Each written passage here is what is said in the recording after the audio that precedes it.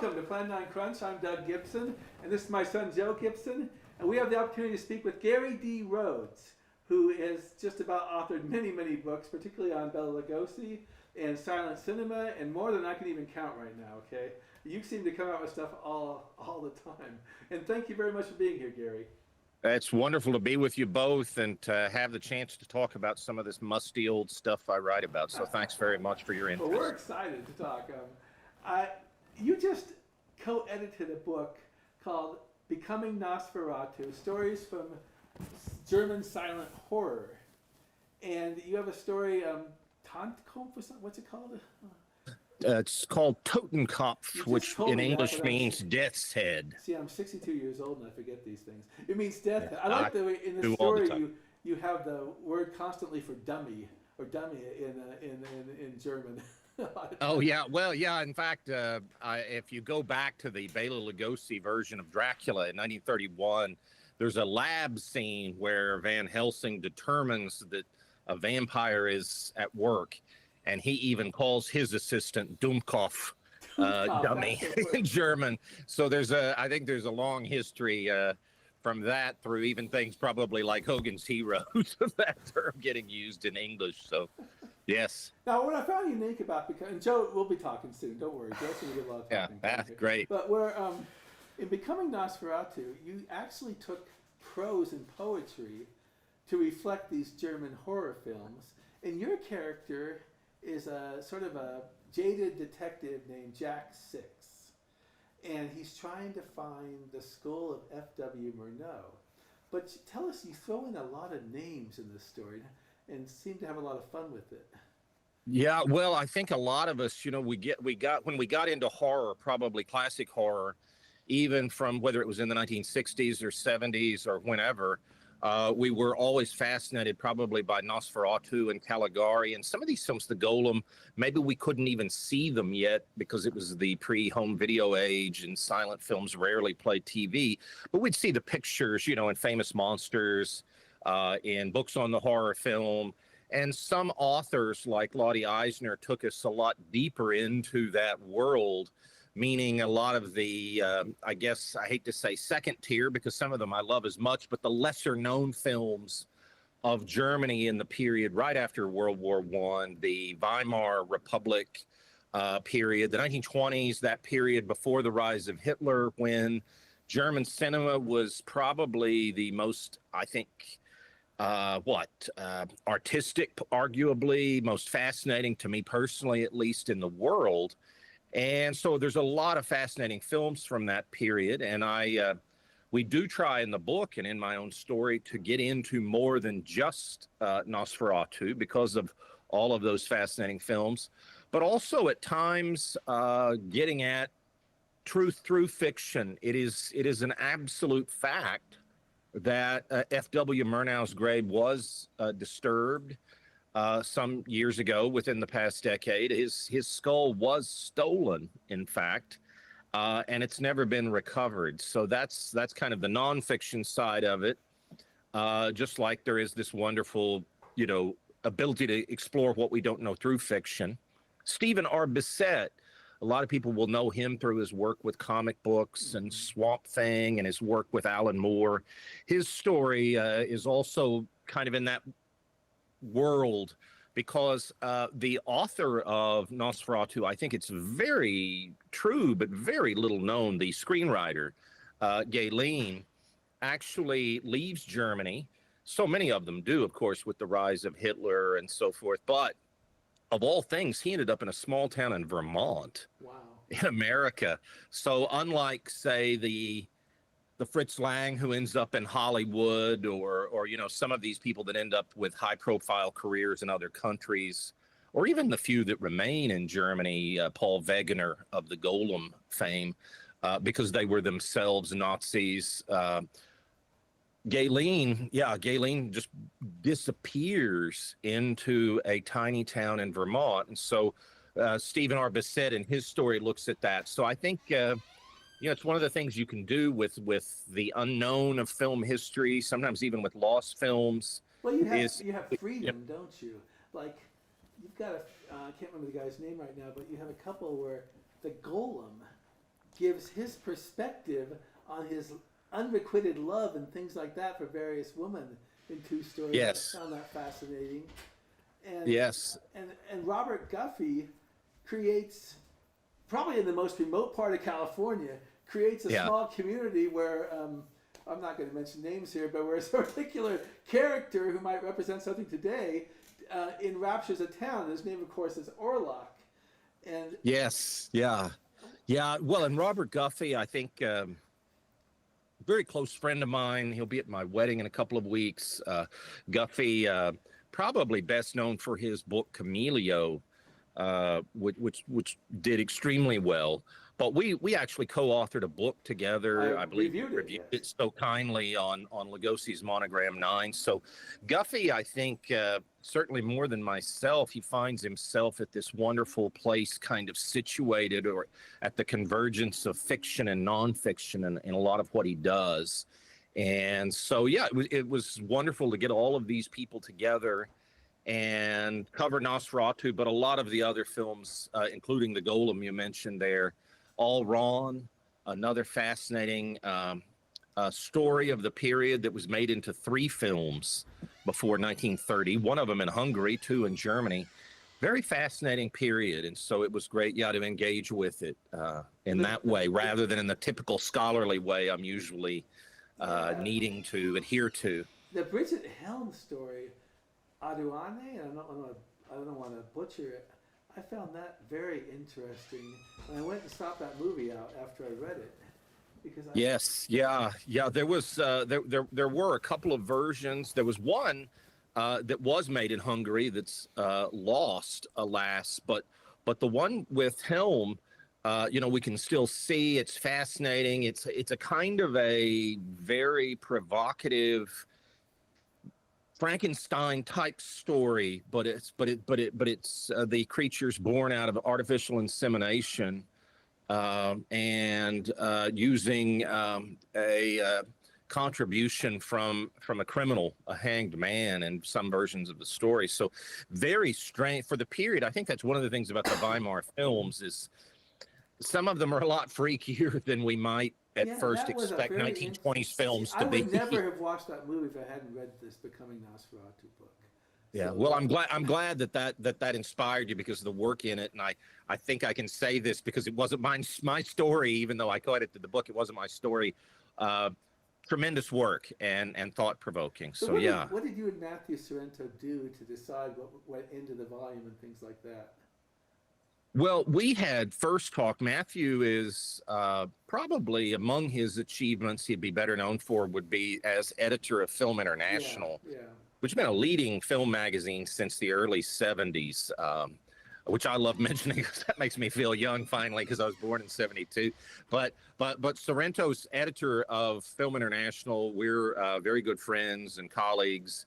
He had mentioned the idea of a Nosferatu fiction book because he and I both write fiction. He actually also runs a poetry journal online called Retreats from Oblivion, which is kind of noir-based poetry. And so we wanted to do the book on Nosferatu, and then we quickly learned that somebody else was involved in a similar book, doing a similar book on Nosferatu. It's not surprising, of course. The film had its 100th anniversary only a couple of years ago, and probably more famously, of course, the Robert Eggers remake that hit theaters last December in America. So we decided, okay, we still want to do the Nosferatu, but there's a volume of Nosferatu fiction out there.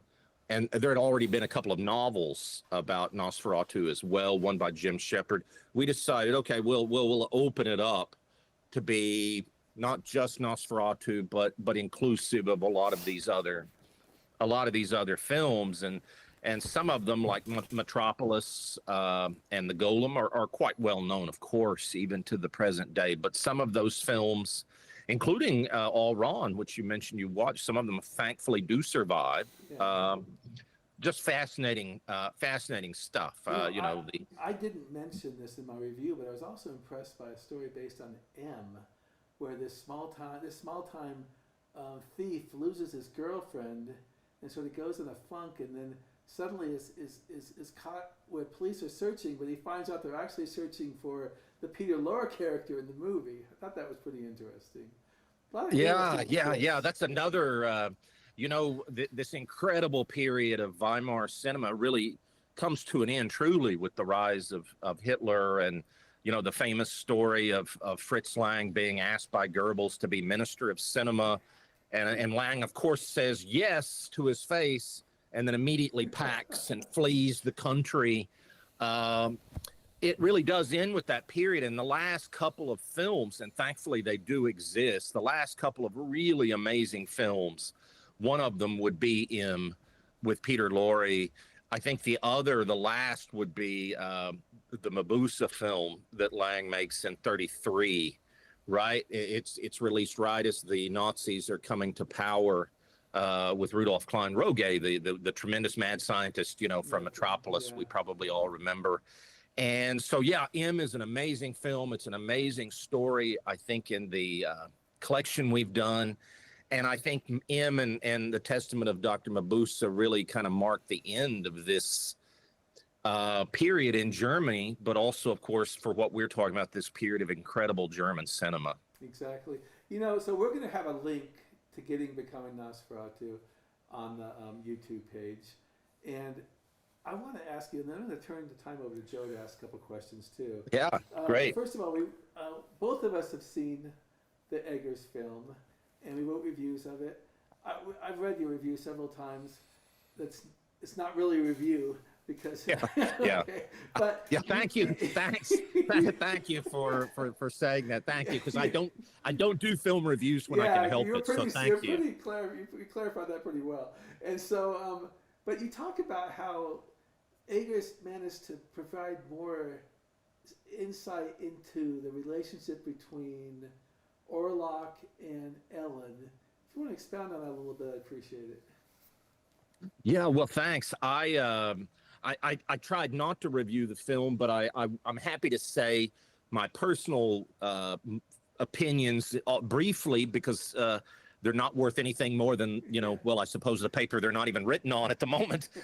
And that is, I really loved the Eggers film. I love his films. I think he's a fascinating fellow. He's a very nice gentleman. I've had some contact with him.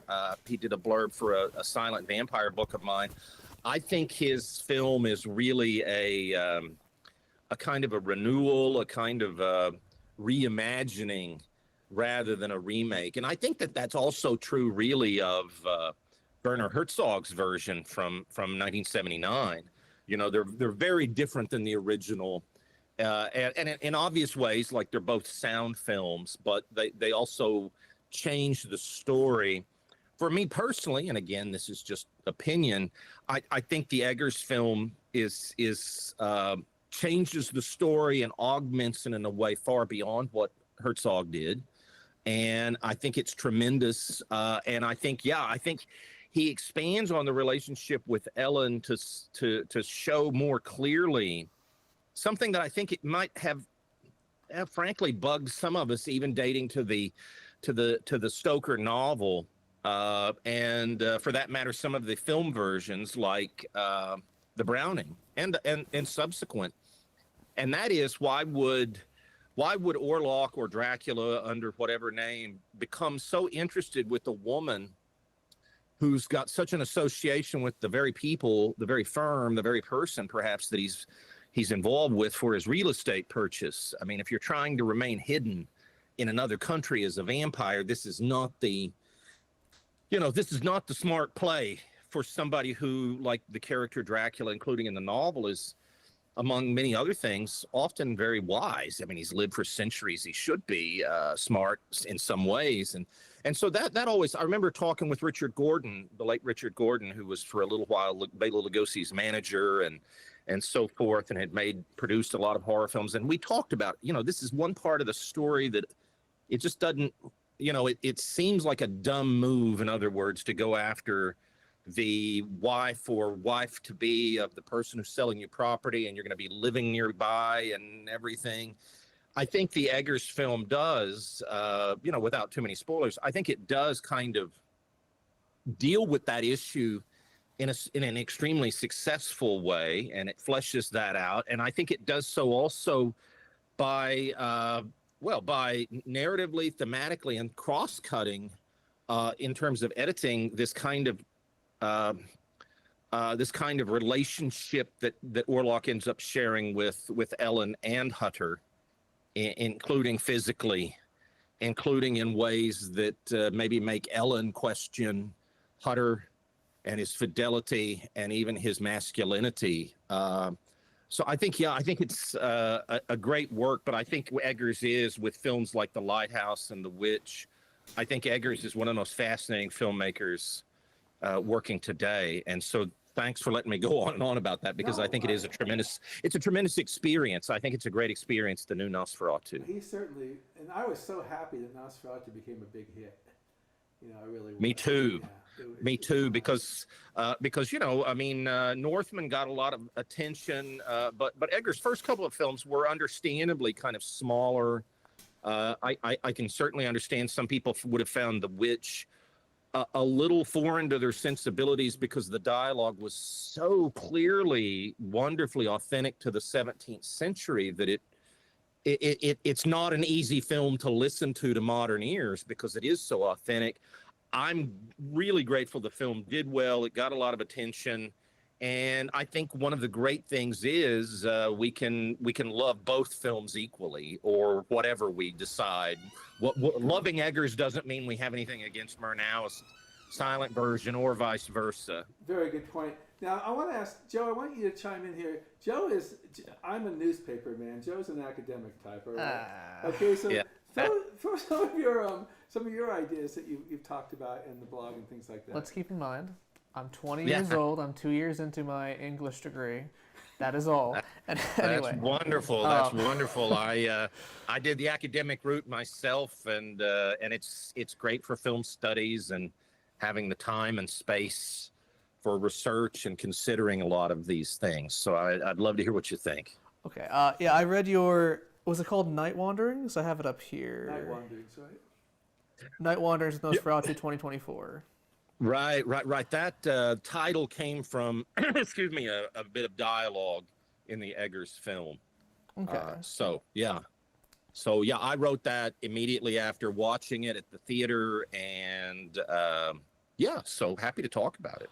So, like, reading it, it took me multiple essays and even a couple of videos to realize, to get a better handle on the symbolism in the film.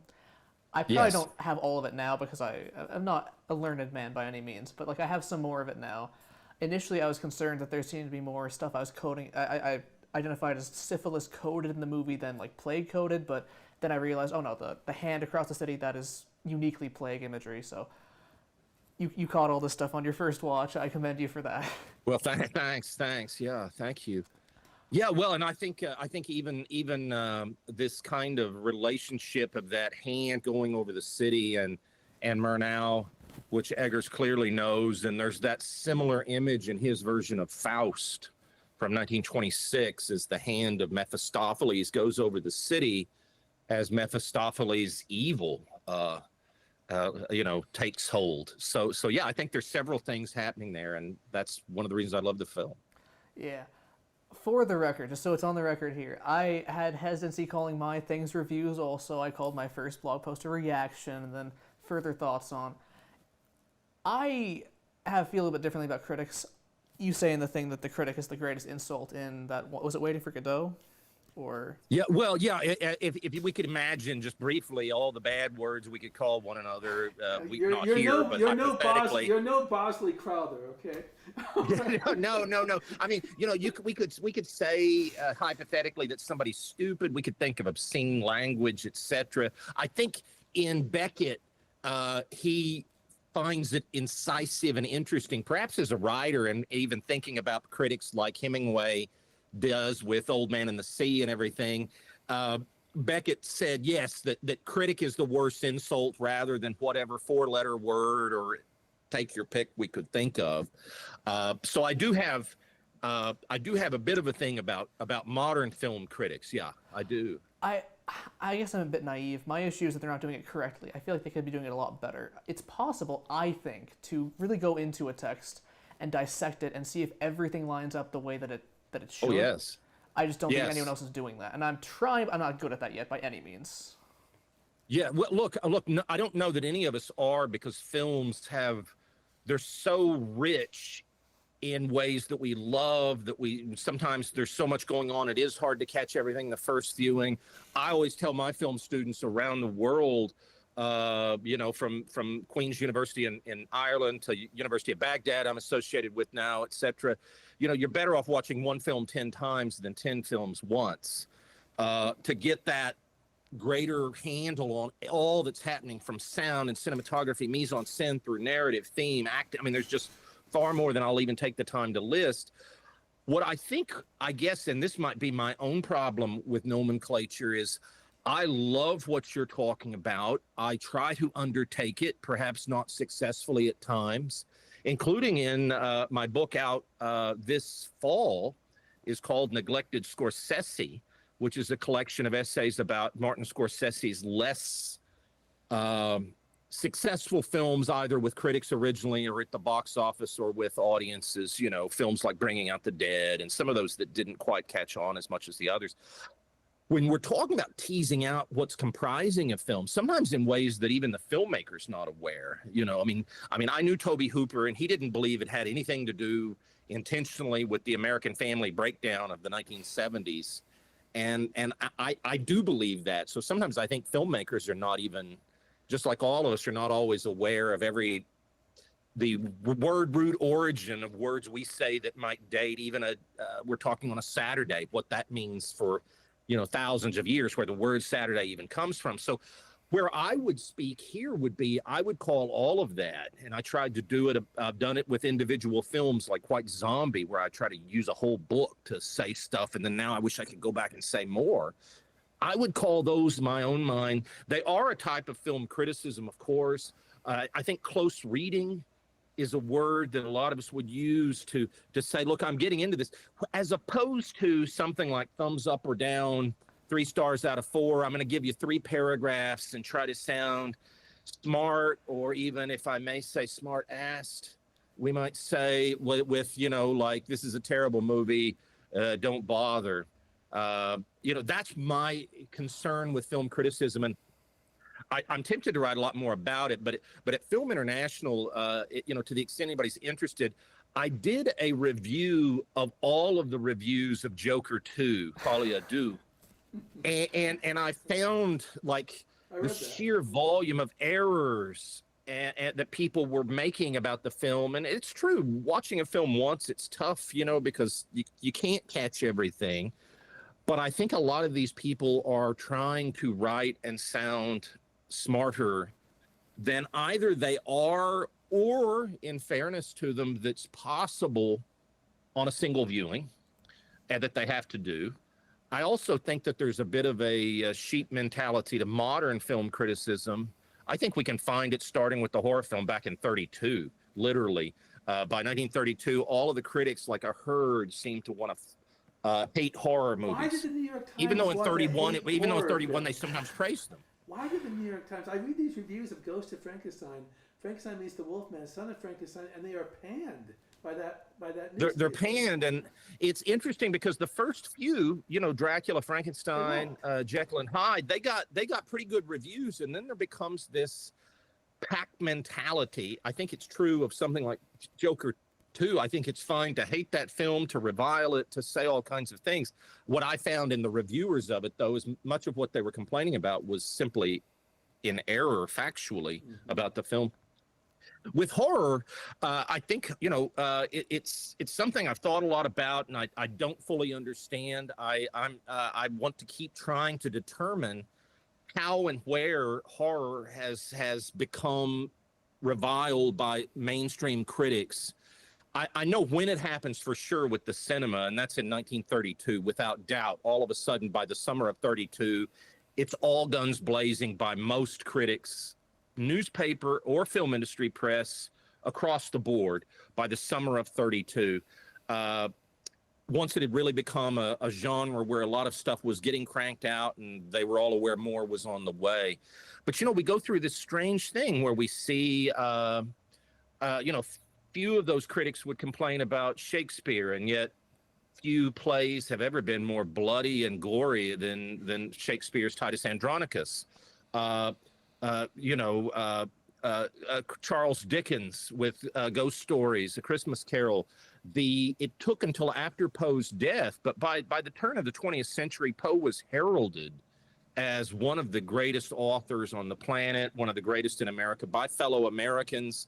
D.W. Griffith even makes that wonderful tribute film to Poe's sad life in 1908, which is on YouTube, and yet Poe, of course, so associated with what we would call horror and the grotesque and so forth.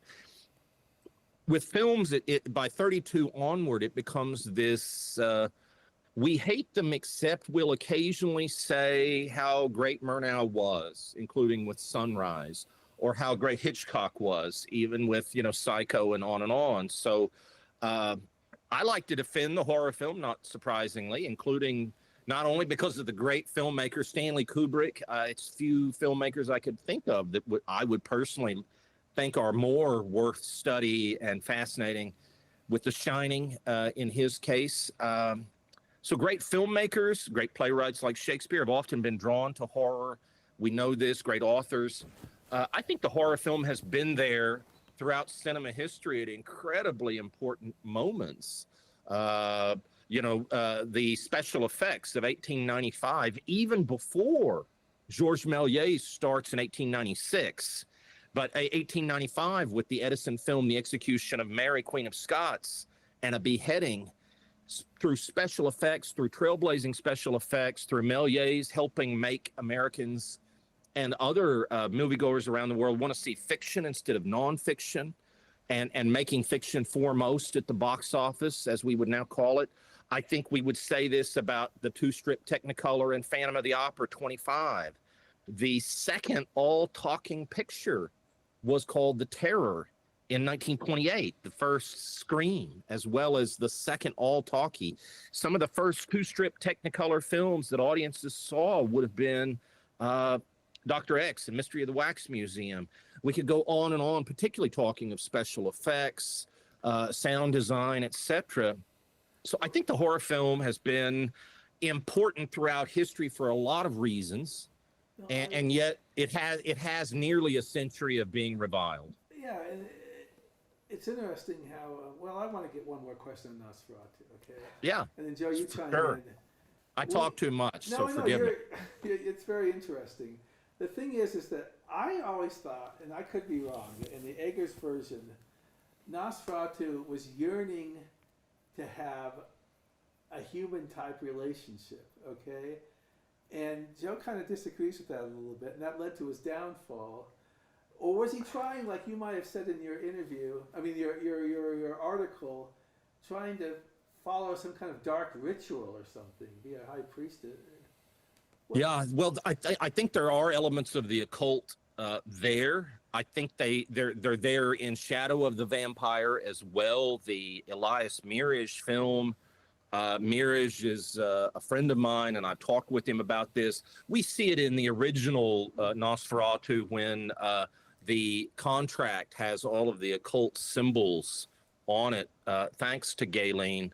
So I think there's an occult element. I think when it comes to vampires, there's always a carnal lust, sexual element. King James, that we know, the King James version of the Bible, first of Scotland, then of England. That King James actually wrote a treatise you can find online in English, of course, about vampires, specifically referring to them as incubi and succubi, which of course was, nocturnal emissions and being visited in the night in an unwanted way and so forth. So I think that I think there is an occult element. I think there's always a sexual element, but I think that there at times is a kind of a yearning, with vampire films, there's a kind of I was intrigued that Francis Ford Coppola's film, Bram Stoker's Dracula, which a lot of people I know refer to as Francis Ford Coppola's Bram Stoker's Dracula, because it's changed a lot from the novel. And I think that's a fair, I find the film very interesting, but I think that's a fair comment, because its very tagline was "Love Never Dies," and he foisted a love story, including one involving reincarnation or whatever akin to it, on Bram Stoker's novel, where Stoker, does not have this lost love from fighting wars like Vlad the Impaler. So I think there's sometimes, I think audiences sometimes want love stories, and filmmakers have found ways to add them to vampire stories increasingly, where in Murnau, I don't sense that at all myself as a viewer. No. I mean, this wonderfully, now some people maybe find it campy. I don't think people would have in 1922 at all. But this, what a lovely neck, he says of Hutter's wife when he sees the photo in the locket. Maybe that's the "I never drink wine" line for the silent era. I don't know. I think it is. It's the great it's the great line, for me, intertitle in Nosferatu, and I think it's clear that he's just interested in her physically. Again, I think stupidly, because why would you go after her instead of any other woman in the town? Because Hutter knows him, and and I guess you could argue, well, he doesn't think Hutter's going to survive, etc. But regardless, I think the first Nosferatu, meaning Murnau, doesn't really have much of a love story in it at all. No, not involving the vampire. But I think there's elements of that. Sure, I think there's elements of that. There's entrancement in ways that we might consider like capital R 19th century German romantic ways. That Orlok feels towards Ellen, even though and vampires are so often the more hypnotic of the two. I think he is entranced by her in ways that go beyond bloodlust or sexual lust. And Joe, I have a question. Why is he going at the chest in the new one, in Nosferatu? First, I'll preface this. I don't remember my disagreement with my father on the love story aspect. It might have. What I remember, I think, was the tail end of the argument, where it came down to whether or not Orlok could physically carry out the actions that he wanted to with Ellen, and I was in the camp that he could, because we do see the prosthetic in the movie. But anyway, sorry, you were asking what? Right. Joe, did you have any comment on why the blood sucking is from the chest? The chest. Okay, yeah, that was kind of a quibble I had, because recently I had an honors blood class cross-discipline where we talked about science and also literature. And syphilis was a big topic, so that's where I learned all my syphilis knowledge from. Yes. And that in the literature around the time of people who had syphilis and wrote about it, biting the chest and sexual regret from encounters wherein the chest was bitten and all that stuff is a motif. It's also a thing in the folklore, which is what Eggers was drawing from. Right. But I kind of feel like when you take Dracula, which was written in the context probably of syphilis, you remove the syphilis, add in the plague, you add back in folklore stuff, and having the intercourse with a rotting corpse, you kind of inadvertently bring the syphilis back into the movie, is my worry there.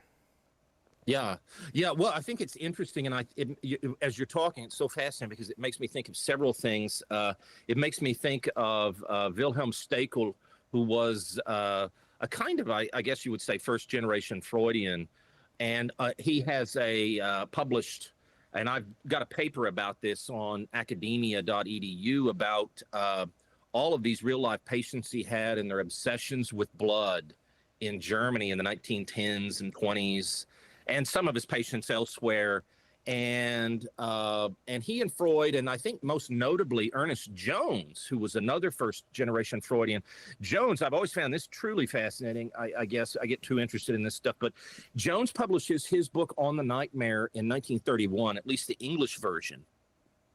And he talks, and it's all about horror characters, and he writes a lot about vampires. And I find it interesting, among other things, because that's the year of Browning and Lugosi, and also Dreyer at work with Vampire, etc. And I think they were all fascinated by what we're talking about. And I think they also saw, whether it was in folklore, biblical roots, the blood is the life, and the, admonitions in the Old Testament against eating certain meats or eating them, raw or whatever.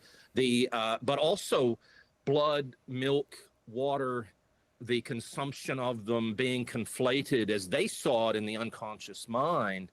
I don't think we have to necessarily be Freudians or agree with anything they were writing, but what's interesting to me is that stuff's basically being written 90 to 100 or more years ago. And what I know is that people like, say, Hitchcock were very influenced by Freudian thought. So you can again be, I think, without being contradictory, you can believe what you may not even think much of Freud or believe he had nothing worthwhile to say, but you can simultaneously believe, but filmmakers did, and they used his work. And so some of Hitchcock is very definitely Freudian. Even if you think Freud's work is bogus, you can still see it at work in Hitchcock. So I think there's this long-term now, certainly century-plus examination in scholarly terms, Freud, Steckel, Jones, of milk, blood, semen, and sometimes water being conflated in the mind as being the, quote, well, as one fascinating Tobe Hooper vampire film called it, the altogether told the life force, right? Whatever of those liquids we're talking about, that they get, conflated. And so when we go back to the bosom, which we see in some respects, I think in Murnau, one of that famous, for some of us, it was a famous image of him over his head, almost over Ellen's bosom. And it was one of the film frames that got repeated. Some of us, probably Doug and I, before we ever got to see the film, we'd see that was one of the images, in the books and so forth, that he wasn't actually on her, but his head he was very much looming in that space. And you even have that pre-production art of Lugosi in the fall of 1930. And it ends up on the French movie poster, but not in the American because it was just too obscene. And his head and his hand and there's even artwork coming off of his hand. You don't see the rest of his body, just the head and the hand, and he's going down towards clearly not the victim, she's reclining position, asleep, her neck, but he seems clearly to be headed to her bosom, and the artist drew very pronouncedly a nipple that you can see in that artwork. And the only time that artwork was ever used in America, they tamed it down heavily to remove her erect nipple and so forth. So I think at the time, the only people who really saw it were either people reading the film industry trades in November 30 or some French film goers in 31, So there is some interesting, I had no parallels, idea. That's all very interesting, yeah. Repetitions, and some of it is obviously meant to be sexually provocative, even maybe titillating to get a viewer into the theater. At that exact moment, there was a big controversy in America about movie posters being too graphic, because even if you didn't let your kid go see a certain film, and we're talking about the pre-code era, you both know well, when people were already getting upset that maybe films were too much sex and violence.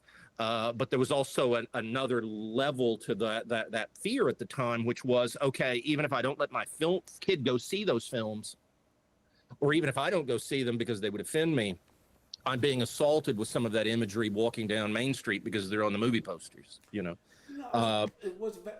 wasn't Dracula initially advertised as a dark romance? Yes, yeah. In fact, it's fascinating you use that term, because my colleague, many years ago, David J. Hogan wrote a book about sexuality in the horror film, and he called that book Dark Romance. And I think it was probably the first book on the subject, but there are, of course, many now. Yeah, it was Carl Laemmle Jr. at the time, and in one of the very few interviews he gave late in life, repeated exactly what you're talking about, that they didn't have the term horror film yet. It just didn't exist as a term. There had been films that were what we would now call horror films. Phantom of the Opera, Nosferatu, etc. But the term, nobody would have said in 1930, 1929, let's go see a horror film or a horror movie. That wasn't the term for them. They were more often being called things like thrillers or mysteries. And at any rate, Laemmle said at the time and much later, we didn't know how to advertise Dracula because it was so different. And so we didn't know whether to call it we didn't know how to write it either. And they went through multiple drafts by multiple important writers and throwing them out, and new scripts by new people. And he said, well, we didn't know whether to make it a thriller or a romance picture, so we tried to make it both. And I think that comes pronouncedly clear in the taglines about the strangest passion, the world has ever known. So in that regard, then, do you think that the new Nosferatu is more of a dark romance than a horror movie or a thriller movie? Well, that's fascinating. I think it does come out of a Germanic tradition of films that they would have had their own language to describe them at the time. My German is very poor. Lottie Eisner goes into that some in the fascinating book. I think you can still, although there's been a purge at archive.org of copyrighted books, I think you could still find Lottie Eisner's book, The Haunted Screen, which I think still remains the best book on that period. But they had kind of fantasy type terms to refer to the way they viewed the genre. The supernatural was much more common in German films of the 1910s and 20s than it was in American cinema before Dracula, when it was actually either quite rare, or if we wanted to probe deeper, we would say it was sometimes common, but it would always be, not always, but in most cases be revealed as, no, it's not really a supernatural character. It's just a guy in a suit in an old dark house, like the Bat or something, kind of a Scooby-Doo kind of reveal that it's all natural rather than supernatural horror. For me, Egger's film, I don't know. I think there's a lot there. I am eager to go back to it. It's another reason I don't ever want to be a film reviewer of the type we earlier mentioned, meaning like I've got a deadline, I've got to get this up today because it opens tomorrow or whatever for the weekend newspaper. I need to go back through it. I'm eager to go back through it. I think I really want to spend a lot of time thinking about the way he changed the death of Orlok from, him becoming dust, just that tiniest bit of dust we see in Murnau to this kind of charred figure still on top of Ellen. I'm very eager to keep thinking about the film. There's also the beginning. Carry on. No, I was just going to say, I think as somebody like yourself, I think what we will need, and if you carry on through graduate school or with some of your scholarship, we're going to need the kind of close readings of Egger's films in general that's not happened yet, and probably couldn't have happened yet because he's still just arguably 5 or 6 films. I mean, 4 features. He has this wonderful Telltale Heart that you can watch on YouTube, which was his short film before The Witch. But a lot more work's going to need to be done plumbing into Eggers and all of these traditions where, like I said earlier, it's no slight to any filmmaker. I think when we're talking about people today like Murnau or Eggers or Mirage or Kubrick, I mean, these are absolutely brilliant people. They're brilliant artists, and I think they're brilliant researchers. But you can research something and find it in an 1850 newspaper, and then maybe somebody else can research further and find it in some 17th century handwritten manuscript. I mean, some of these things go back so far, so deep, such rich traditions that, this is the great reason scholarship continues. There'll be books on Nosferatu after mine, ours, Matthew Sorrento and I, or my Vampires in Silent Cinema book, and there should be, because I like to think of a lot of this as the way people run marathons, and you hand off the baton. Yeah. One professor of mine called it the endless conversation. We only get to be part of it for maybe 70, 80 years or 90. The commentary tracks help me. 100, but the conversation keeps going. You and I are talking about what Ernest Jones published in 1931 about vampires. He's long since dead, but we are going, and there'll be people after us. So fascinating. We mentioned the neck thing in Nosferatu 2024. When Yeah. I think about how the movie made it more intimate between Orlok and Ellen than in the original, the commentary track mentioned that Robert Eggers put in that it was the hair, that he gets Ellen's hair, and that also justifies how he can do the magic on her from across the sea.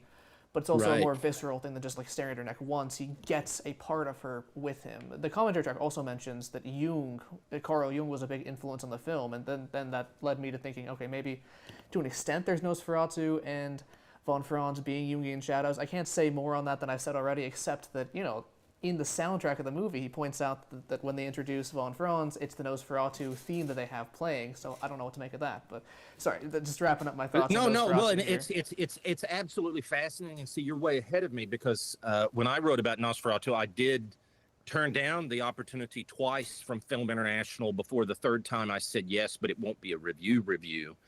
And I only got to see it the once, and I immediately scurried home, and I had my notes in the dark with the pen light, and which still is a great tool even in the 21st century in a darkened movie theater, a pen light. You have gone beyond myself, certainly, including I haven't listened to the commentary track. I've been so busy with other projects, other deadlines. I have a new book out this month called Weirdumentary, and so I haven't heard the commentary yet. I'm eager to hear it. I have listened to the soundtrack on its own, which is fascinating, and it's wonderfully on LP as well as CD as a way to isolate it.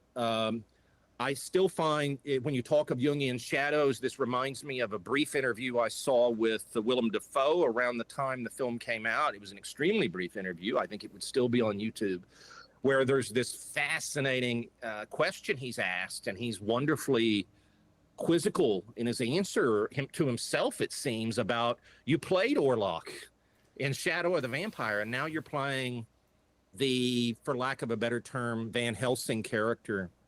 And therein is kind of a Jungian connection in terms of the shadow, to my way of thinking. But I'm eager to go back to the film. I'm eager to listen to the commentary track and read more of the interviews.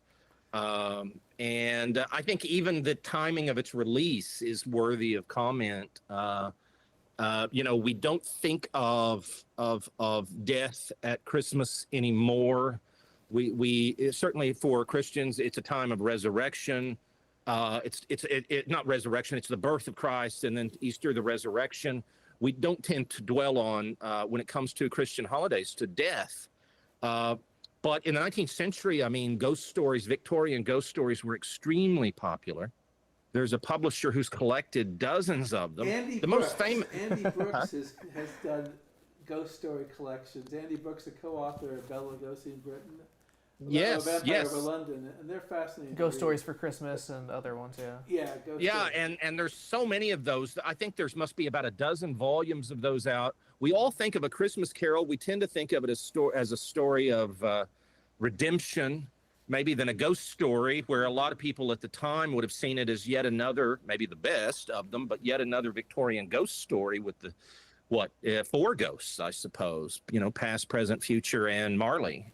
It must have been fun. It must have been fun almost 200 years ago to wait for the next issue of a Charles Dickens novel. Well, I think it's the equivalent, like as was said in the 1910s and 20s and 30s, it was the equivalent of the old movie serials, where you had to go back. Or some of us now, if we get into a streaming series and only one episode is dropped a week or something, that hanging on. But I think there's a fascinating history there of vampires and ghosts at Christmas time. It's also worth noting on that point that London After Midnight was released at Christmas. It was 1927. There's also a Dickens story, The Sexton or something, which is a New Year's story that's about a sexton who's not doing his job, and they have ghosts coming back to give him. It's a little more grisly, I think, than the Christmas. Was that the one where the goblins abduct the sexton? The goblins and the sextons or something. But I want to take you to. You've written a lot of books on Lugosi. Bill Kaffenberger is a co-author. The late Richard Sheffield was a co-author. But the books I really want to talk about a lot are Becoming Dracula Volume 1 and Becoming Dracula Volume 2, which I think were fascinating because he went deep into Lugosi's life. In the first book, before he came to America, and the second book, he went in great detail about his life in America prior to becoming Dracula. You even have him in a Listerine commercial. But okay, going back, I think it's Listerine. Right. But going back, vampires need good breath too. Right. I want to. You did research in Hungary. Tell me what it's like to go out there and find things that correct long-established things. Like people used to think the Passion was done in Debrecen, but it wasn't. What is the research like of going to newspapers, going to archivists, working with Dr. Keys perhaps, and just all these things? Yeah. Well, thanks.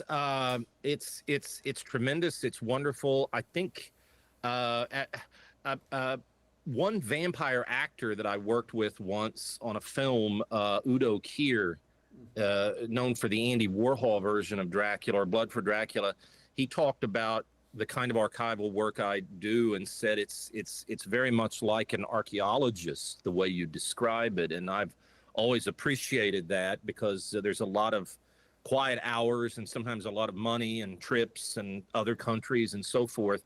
But it can feel at times, for those of us, if we're really into a subject, there becomes this kind of these many eureka moments of, I can't believe I've just found the Listerine ad with Lugosi before he's even Dracula. He's just an extra in it, so to speak, an unknown model.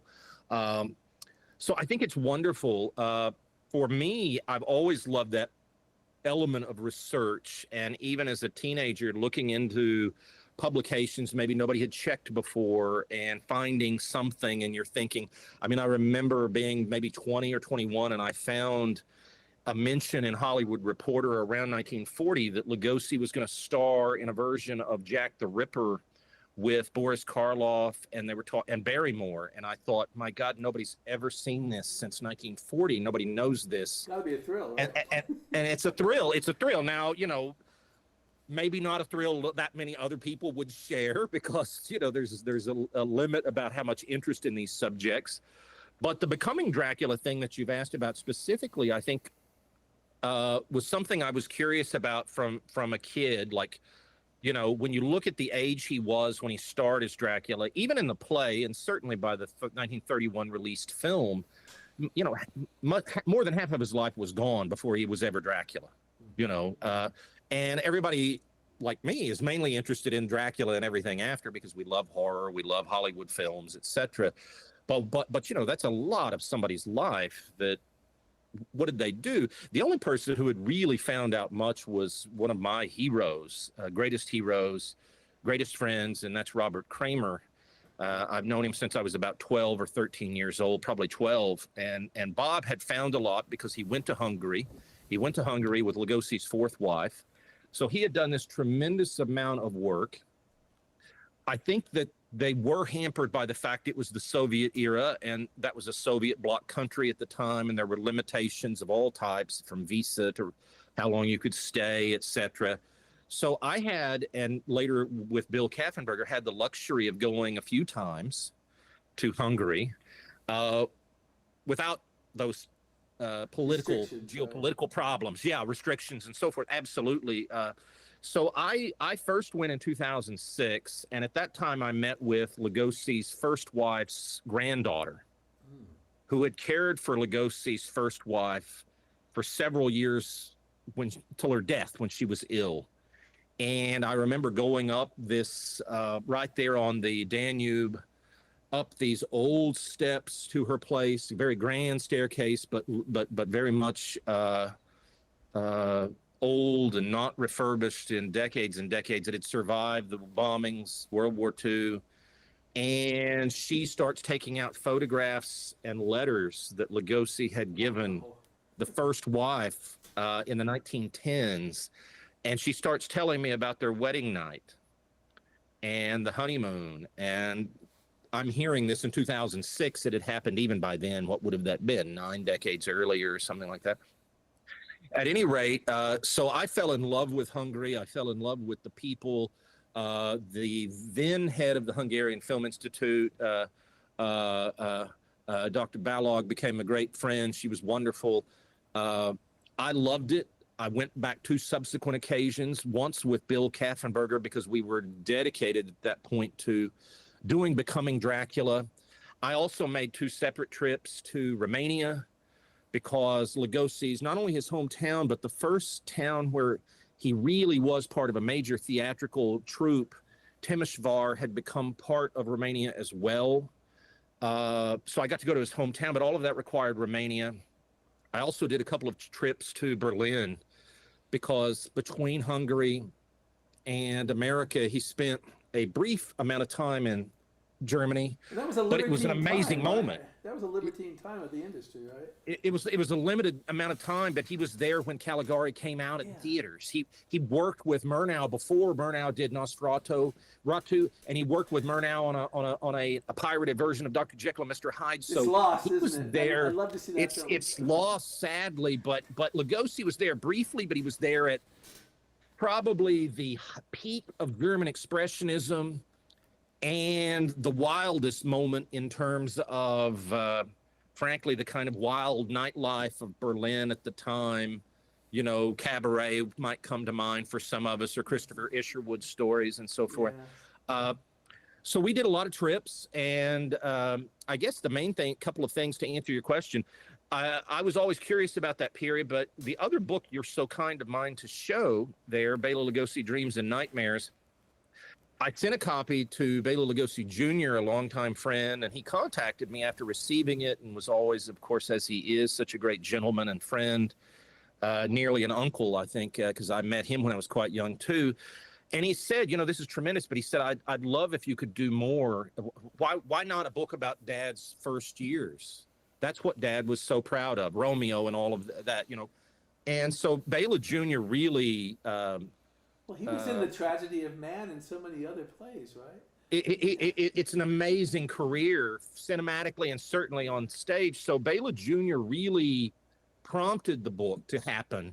And then I started working with Bill, who's a dear friend, a great researcher and co-author.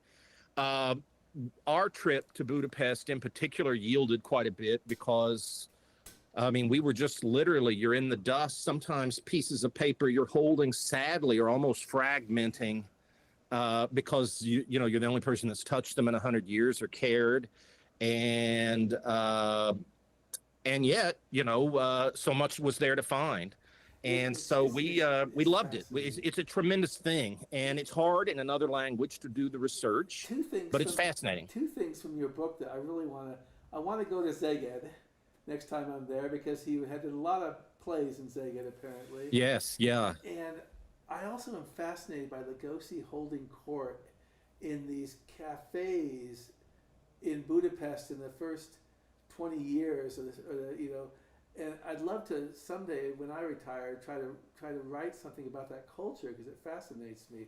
Lugosi was very politically active and things like that.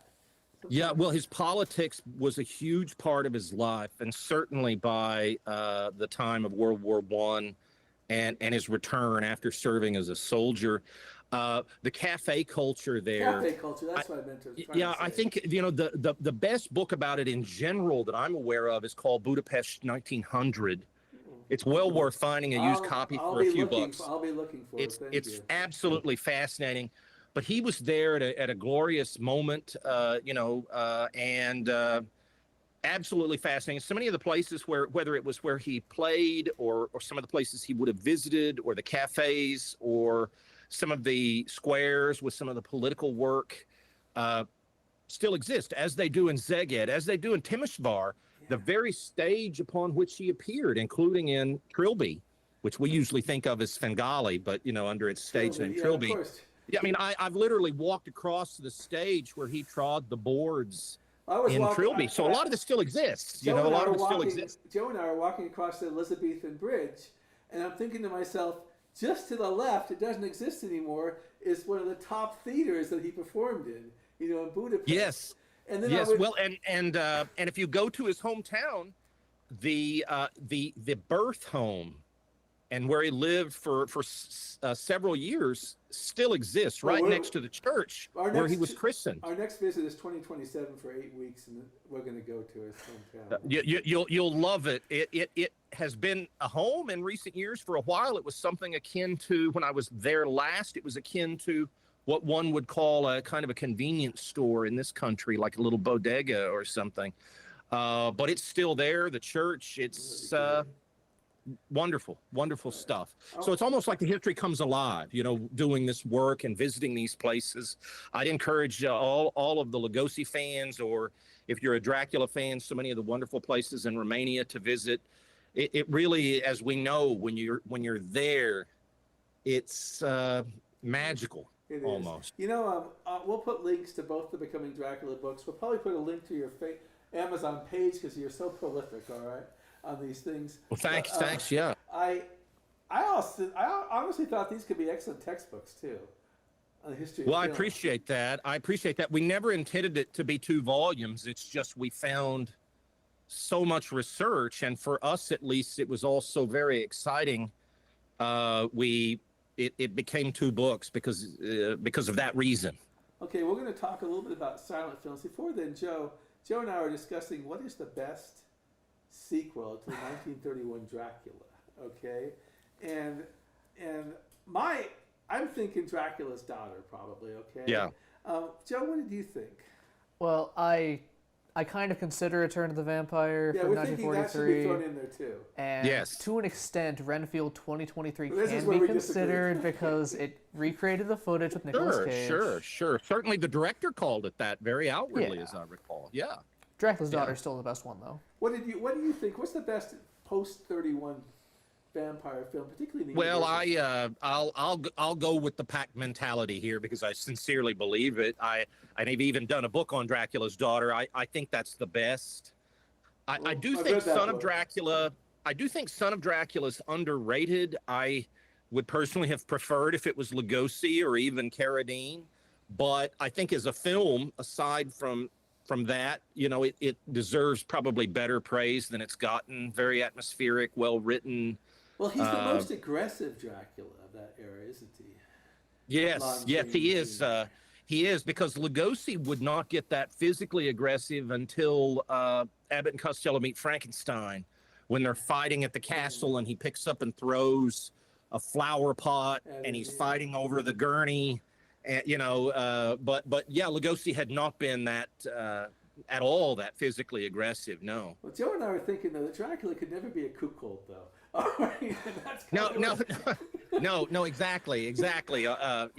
Yeah. Although, whether he finally is or he's about to be, or, there's, he's not allowed to live in the house too. I just, that's yeah. But, I was talking it's a curious film for sure. But it's fun. yeah. I actually, no, I don't like to toot my own horn, so I won't, but except for this one time. I don't think Lugosi could have done the Dracula in the house movies. He's just not that personality. What do you think?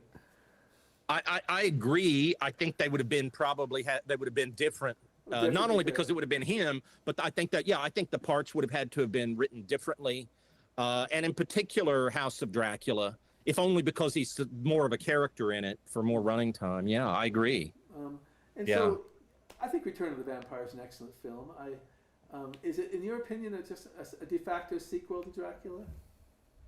I think we can see it that way for sure. I mean, Dracula, he always returns, Lugosi or otherwise. So he's staked at the end of Browning. He's burned at the beginning of Dracula's Daughter. But why not? I think it's,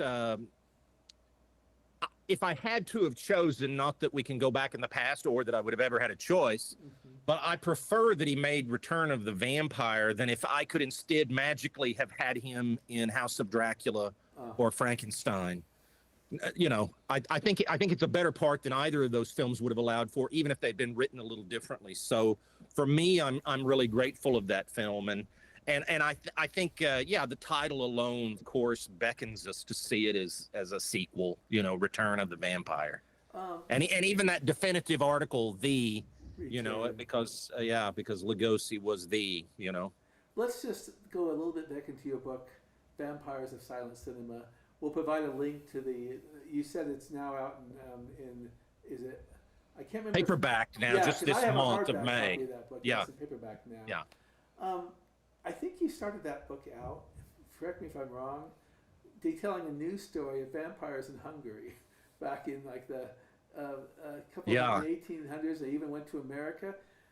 Yes. Tell us a little bit about the evolution of how people thought about vampires. You had Varney, you had Carmilla, and then you had vamps, and then you had criminals. Yeah. Tell us. I think going back through everything, I mean, we've talked about King James writing about these things. We could talk of Dom Augustin Calmet. We could talk of so many people writing about these things in the 18th, 17th, 18th, 19th centuries. I think there's three distinct phases of the vampire. Sometimes they've overlapped, or one appropriately for the undead perhaps comes back. But I think sequentially there's three distinct phases, and one of them is that report. I believe it was from 1732 or so, from Hungary, that got published in colonial American newspapers. And the earliest I can find in America in English, for Americans or colonists, really, before even the United States formed, that the earliest of vampires. And I think that kind of folklore, those kinds of articles, all of that is the original kind of folkloric vampire, certainly that we think of in the Western world. And it's usually often much to be feared in ways beyond the Lugosi type, because these are disgusting creatures. They're often described as reeking from the grave, sometimes decomposing. They're maybe more akin to the way we modern world we think of zombies. Good point. Very gross, very gross, akin to ghouls. Sometimes they don't really have much of a memory of their former life. They're certainly not going around falling in love with people or what have you. They're pretty gross. Well, in other words, I think. My go ahead. daughter was in Ireland and got me a book on Irish folktales, and I read about Albarak, an Irish vampire who's a dwarf who's very repellent and everything like that. So that very repellent. I think that's the best word. If we had to choose one word to describe that first phase, it would be repellent in every way. Repellent. The second phase, I think, really starts with John Polidori, particularly. And from Polidori through John Malcolm Reimer with Varney, on to Carmilla, Le Fanu, Stoker, that the vampire becomes somebody who's not repellent physically, at least at first, when we don't know they're a vampire, because they're perhaps aristocratic, perhaps they have money, perhaps they dress nice, perhaps they're attractive. Perhaps they can entrance women with their charms, physically, their charisma and so forth, that they can be. And with Stoker, this happens more so, of course, as his gray hair goes away through the novel. But that goes on to, of course, clearly Lugosi, Christopher Lee, even parodies, Love at First Bite, George Hamilton, and all of that, right? That they're good looking and that people fall in love with them, or at least in lust, very different than the kind of repellent Irish or Hungarian vampires that we first mentioned. So those are two phases. Yeah.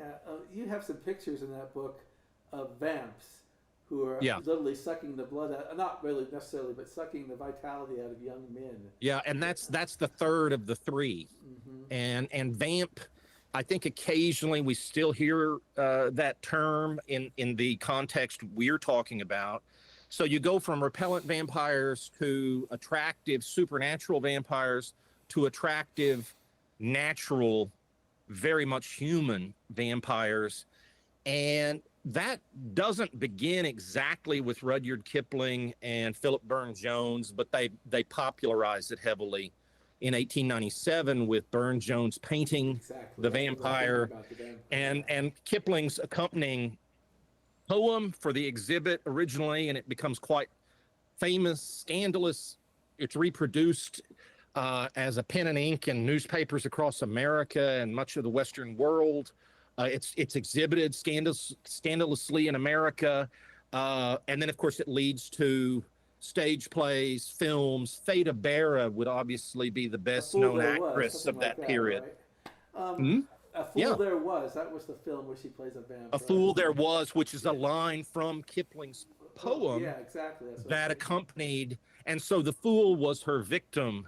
And she, at times in some of the films and stories of the early 1910s, there would be if not a trained hypnotist like Svengali, they would have still a kind of a hypnotic appeal, certainly a sexual appeal, often dressed in manners that would be not only for the time maybe scandalous, but sometimes almost what we might now refer to as a dominatrix or something, like wielding mental power over men, even if it wasn't actually hypnotic power in the textbook kind of hypnosis. And they would drain men of their livelihoods, their bank accounts, their get them to leave their wife and kids, at least until the money held out, and then throw them away. Was that a reflection of Victorian morals? I'm just wondering. I think it is, because there's various sources. The earliest of that type of vampire, and of all things, it was referred to as the, quote, modern vampire, was a story published in 1819 or 1820. I forget the exact year. Right around the time of Polidori and his vampire story, which was supernatural, but there was a story called The Modern Vampire about men who would do that. You know, entrance a young woman, end up ruining them, as it was often called, meaning, you know, taking their virginity or so forth, leaving them in disgrace and moving on to the next person. But increasingly by the late Victorian period, it's a lot of times, women doing this in stories. There is a Arthur Conan Doyle novel where this happens. Exactly. And so it happened a lot, but Burne-Jones and Kipling really brought it to popular culture, including in America, that led to the Fool There Was film. But if you go back, and in that book I try to cover them, there were so many actresses, so many films, as well as stories. There's so many of those that it really was, well, the best way to put it was, there was a journalist right around the turn of the 20th century who had overheard a couple of young women talking about vampires. And they're saying, well, what really is a vampire? And the other one tells their friend, well, of course, it's the hank of hair and rag and bone and everything that Kipling described. And he was writing his newspaper article to say, this new vamp thing's taken over so much that everybody's forgotten what a vampire really is, meaning the supernatural. And so that's where there are these three distinct phases. And I guess the vamp thing is so strong that it's worth noting that in 1927, a lot of the plays of Lugosi and Dracula on Broadway, there was more than one review that said, you know, okay, this is great, or that it's scary, or it's scandalous, or go see it, or it's great for a thrill, all of the stuff we expect. But that also said, you know, they really shouldn't call him a vampire, because vampires are these women like Theda Bara. They should call him a werewolf. Well, there's a story to separate. This seems ridiculous to us because we think them as two distinct monsters. Well, but for the writers, that silent film, the werewolf is more of a vampire, to some degree, I think. That's true, and I think the thought was everybody thinks of the vampire as a vamp now into the late 20s, this human type, and so it would be better to call it a werewolf to distinguish the natural bad woman from the supernatural vampire. Even though, in retrospect, that seems odd to us. I'm going to try to... Oh, just a second. Yeah, go ahead. This is the way my brain works. You mentioned that they overlap sometimes, right? Yes. Yeah, oh, yeah, surely. Do you remember episode 25 of Johnny Sacco? Oh, we like Johnny Sacco. That's our mission. Johnny Sacco and his giant robot, his flying robot, is a 1967-68 show from Japan. It's the dub that is Johnny Sacco. The original is Giant Robot based on the manga. Anyway, so... Episode 25 of that, Draculon, Creature of Doom. It's this alien vampire that Emperor Guillotine brings to Earth to turn an entire town. It starts with this woman. It's a kid's show, so not sexualized, but she lures the Unicorn agent, that's the good guy's Unicorn is the good agency, out of his car to help her. But she's a vampire, so she'll turn him. And Draculon is this blue alien, but he disguised himself as an old man just inside of this old house, this old dark house inside of the town. It turns out he's turned the entire town into mindless vampires that act more like zombies. And then he also has a form that he goes back into his blue form, turns giant size, fights the robot. That's not important. Is this melding between a few of the different phases, do you think, or no? Yeah, I think so. I think so. And I think there's a lot of that we could mention. My mind is so often in the very far past. I think when we see Edna Titchener's attire in London After Midnight, the Batgirl, right? Lost film, but are we there? I can hear you. Have I lost you? Can you hear me? Okay. Yeah. I had just a bit of a sticking point with Zoom. But I think the Batgirl's clothing in London After Midnight, I think the clothing of Dracula's brides in the 31 film, as well as some of the clothing of Gloria Holden that she wears in Dracula's Daughter, very much resemble some of the clothing that Theda Bara often wore in her films. That would be one example of overlap right there. So I think the overlap occurs again and again. There are some comedies of the 1930s and 40s that will refer to women as vamps. And so that language and idea didn't just stop, on a given day. It carried on. I think there's even a little bit of that humor in Abbott and Costello Meet Frankenstein, when Lenore Albert and Lou are on the bench beside each other. So I think there's certainly these kinds of overlaps. I think Orlok is indeed the kind of the ne plus ultra repellent vampire, right? I mean, he's ugly, he's gross, he's not somebody that a woman would probably want to cuddle up with, unlike Christopher Lee or Lugosi or whatever. And we see that keep coming back. I mean, Salem's Lot's vampire, the 1970s, is so Orlok-like. Or some of these repellent vampires in films like 30 Days of Night, like the lead vampire in it. Demeter had a repellent vampire. Last Voyage of the Demeter.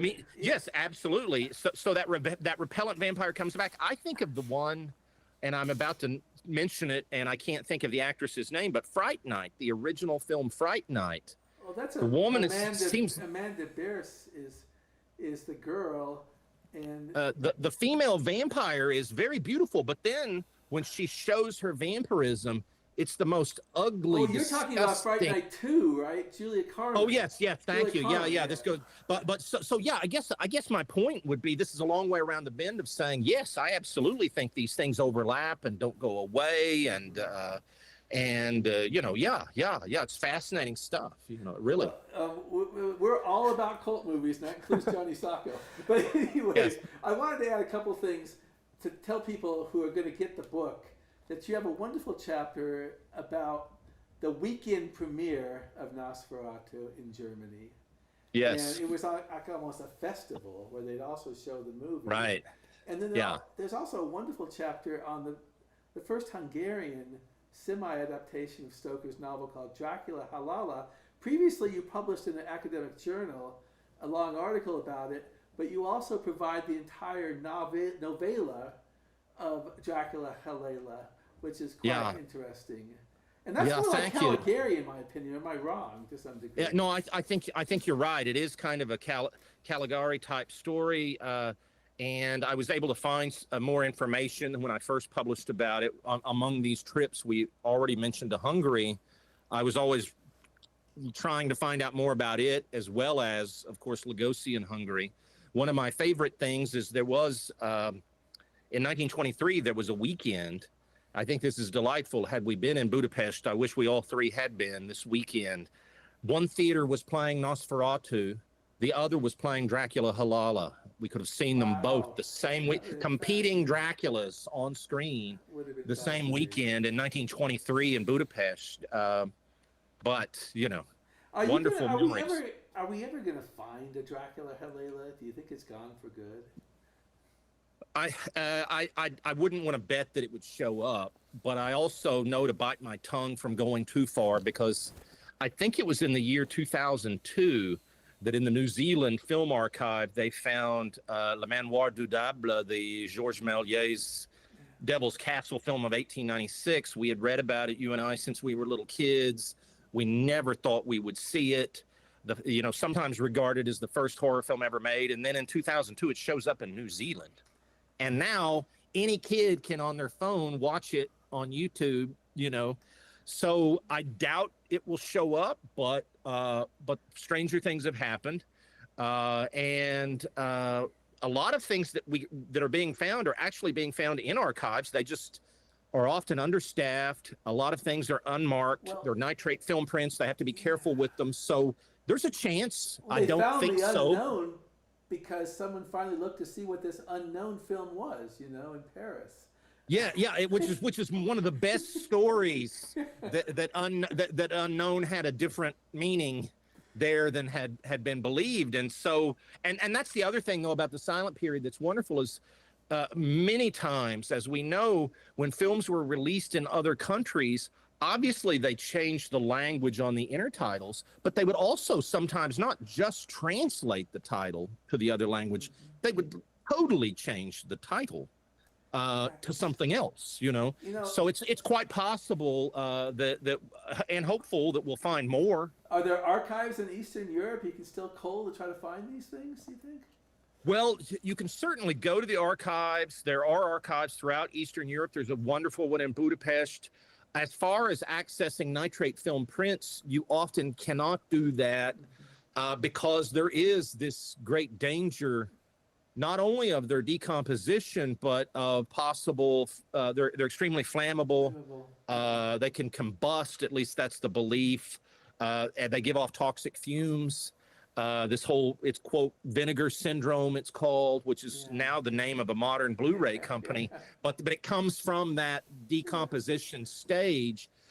Very dangerous stuff. In fact, there was a wonderful fellow, I won't mention his name. I didn't know him very well, but he was quite notable in these circles. And within the past 5 or 6 years, he was sentenced to many years in jail because a fire broke out with some of his nitrate films.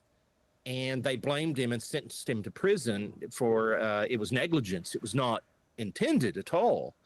But the whole point is you can go into archives and look through paper documents and materials and photos, and that's where I'm usually at. But looking through nitrate film prints requires a lot of extreme care. Definitely. I mean, there are films like Dracula Halala is something I'd give an arm to see. Oh, yes. And there's another film from Harry Langdon. I love Harry Langdon. I'd love to see a film called Heart Trouble that's long gone. And, oh, yes, yes. You keep finding things. I mean, they found some of Theda Bera's scenes. Yes. And there's that thing I see on YouTube of like a minute and a half of a Bela Lugosi film from Hungary around 1917. And so you just keep hope alive, you know.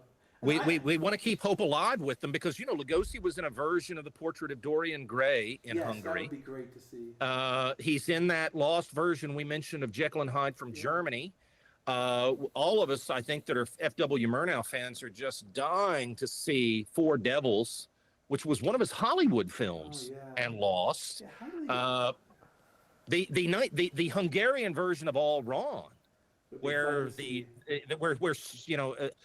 Hungarian version was Michael Curtiz, who later goes on, he directed it. He goes on to direct Casablanca, of course, and many other films in Hollywood. So there's a large number of films we're all, I think, you know, hoping will return. You just get lucky, perhaps, you know. I can't understand how Universal lost some of those Dracula and Frankenstein era films, like, is it The Cat Creeps they're called or something like that?